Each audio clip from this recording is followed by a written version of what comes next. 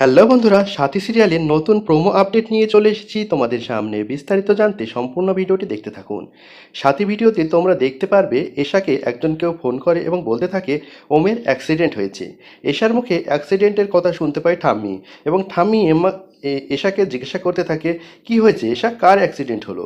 তখন এশা খুব কান্নাকাটি করতে থাকে এবং ঠাম্মিকে বলতে থাকে ওম দাদার অ্যাক্সিডেন্ট হয়েছে। অপরদিকে দেখা যায় ওমের মা এবং ওমের বাবা দুজনে মিলে ওমকে হসপিটালে নিয়ে যাচ্ছে। হসপিটালে নিয়ে যাওয়ার সময় ওমের মা ওমের মাথায় হাত বুলোতে বুলোতে নিয়ে যাচ্ছে। তখনই হঠাৎ ডাক্তার বলে তাড়াতাড়ি জ্ঞান ফেরার জন্য ঈশ্বরের কাছে প্রার্থনা করুন। তাড়াতাড়ি জ্ঞান না ফিরলে কিন্তু আমরা কিছুই করতে পারবো না। অপরদিকে দেখা যায় বৃষ্টি নার্সিংহোমে ঠাকুরের পায়ের কাছে বসে প্রার্থনা করছে। তারপরে বৃষ্টি যখন ওমের সঙ্গে দেখা করতে যায় তখন ওমের মা রুদ্রমূর্তি ধারণ করে এবং বৃষ্টিকে কিছুতেই ওমের সঙ্গে দেখা হতে দেবে না বলে ঠিক করে, এবং বৃষ্টিকে সেখান থেকে বিভিন্ন রকম কটূক্তি কথা বলে সেখান থেকে তাড়িয়ে দেয়।